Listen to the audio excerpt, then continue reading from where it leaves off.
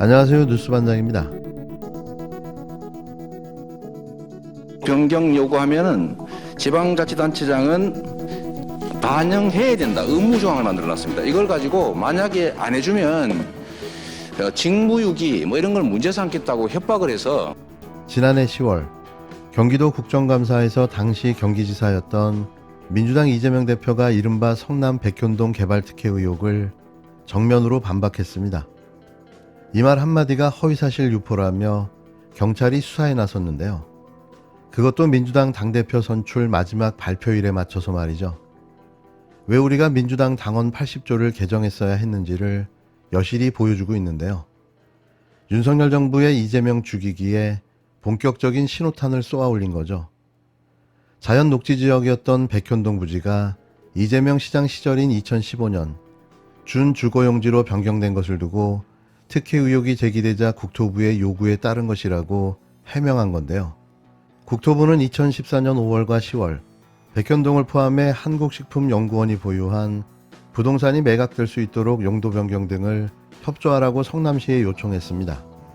하지만 국토부는 원론적인 협조 요청이었을 뿐 협박하거나 강제한 적이 없다며 이 대표의 발언에 유감을 나타냈는데요. 특이한 점은 여태 뭉개고 앉아있다가 경찰이 민주당 전당대회를 앞두고 이재명 대표의 공직선거법 관련 사건 가운데 하나를 검찰에 넘겼다는 사실입니다. 성남 백현동 개발 의혹 사건과 관련해서 지난해 이 대표가 국정감사에서 했던 발언이 허위 사실이라는 건데요. 민주당은 즉각 반발했습니다.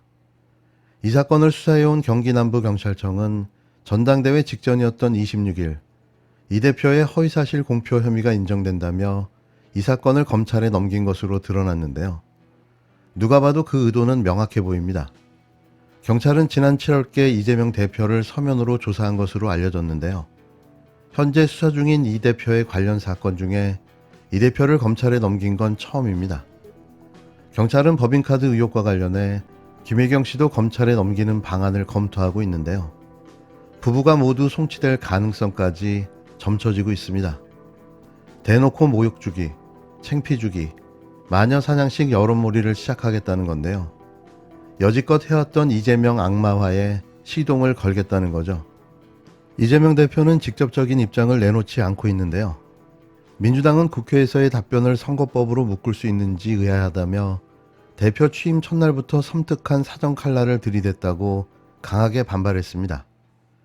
이런 정치보복 기조는 알아서 기이는 윤석열 정부의 검찰 출신 참모들과 무관해 보이지 않는데요.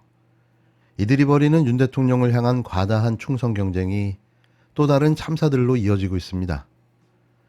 인적 쇄신을 하라고 했더니 밀고자를 찾아 숙청을 감행하고 있는 윤석열 정부. 여태까지 국정 지지율 하락이 내부 고발자의 탓이라며 대통령실을 이잡듯 뒤지고 엎어 고강도 인적 개편이라는 허울 좋은 속가내기를 벌이고 있습니다. 그것도 자신의 최측근인 검찰 출신 인사들이 나서 검사들만 놔두고 말이죠. 대통령실이 정무일 비서관과 이 비서관에게 동반 사표를 받는 등 고강도 인적 개편에 착수했는데요. 수석급도 예외가 아니라고 전해졌습니다. 하지만 지금까지 확인된 개편 대상자들이 대부분 비검찰 출신이어서 윤 대통령의 측근인 검찰 출신 참모들은 개편 대상에서 빠져 있다는 지적이 나오는데요. 이런 대통령실 기조에 정무수석실의 홍지만 1비서관과 경윤호 2비서관이 동반 사의를 표명했습니다. 형식은 자진 사퇴였지만 그동안 여당 내용과 관련해 제대로 역할을 하지 못했다는 의미의 문책성 경질로 풀이되는데요. 모든 잘못의 책임은 윤 대통령에게 있는데 엄하게 생사람을 잡고 있는 거죠. 대통령실 관계자는 핵심 비서관 2명에게 사표를 받은 것은 정무수석에게도 사실상 자진 사퇴의 압박을 가한 것이라고 해석했는데요. 여기에 더해 시민사회수석실 소속으로 내부 문건 유출 혐의를 받는 비서관과 외부 인사와 부적절한 접촉을 했다는 의혹이 제기된 또 다른 비서관 2명도 곧 교체될 것으로 전해졌습니다. 지금까지 확인된 대통령실 내 인적 개편 대상자는 10여 명인데요. 주로 외부 인사들과 접촉해야 하는 정무와 홍보, 시민사회수석실에 집중되어 있습니다. 서두에 전해드린 대로 밀고자를 색출 중인 겁니다.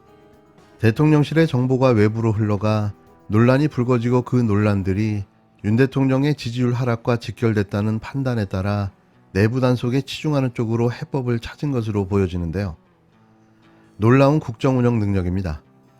달을 가리키는데 손가락을 잘라버리는 거죠. 여기에 인사검증에 책임이 있는 법무인사비서관, 내부감찰에 책임이 있는 공직기강 비서관 등 검찰 출신들이 문책을 당했다는 얘기는 전혀 나오지 않고 있는데요. 오히려 대통령 측근 그룹이 이들 검찰 출신 참모들이 감찰을 주도하고 있다는 점에서 쇄신의 대상자들이 쇄신 작업을 하고 있다는 지적도 나오고 있습니다.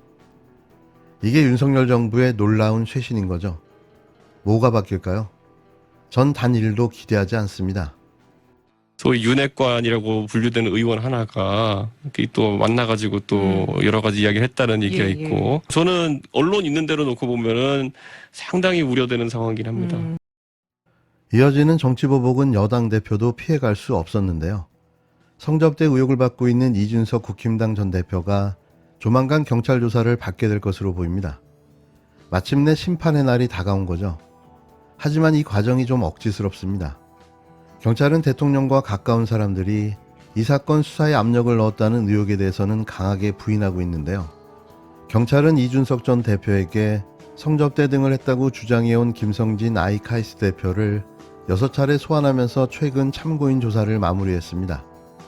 이 조사 내용을 토대로 법리 검토를 진행 중인 경찰은 조만간 이 전 대표에 대한 소환 여부를 결정할 방침인데요. 하지만 문제는 공소시효입니다. 김 대표 측이 주장한 성상납 등 접대 시점은 2013년으로 공소시효가 각각 5년과 7년인 성매매 처벌법과 알선수재, 직권남용 혐의는 시효가 만료됐는데요. 사실상 사실로 확인되더라도 처벌을 받지 않는다는 이야기입니다. 다만 김 대표 측이 2015년 9월에 제공했다는 추석 선물을 근거로 포괄일죄 적용을 주장하고 있는데요. 경찰이 이를 받아들일 경우 공소시효는 다음 달 말이라 그 전에 소환조사가 이루어질 수 있습니다. 전형적인 짜맞추기 수사인 거죠. 공소시효를 앞두고 벌이는 수사.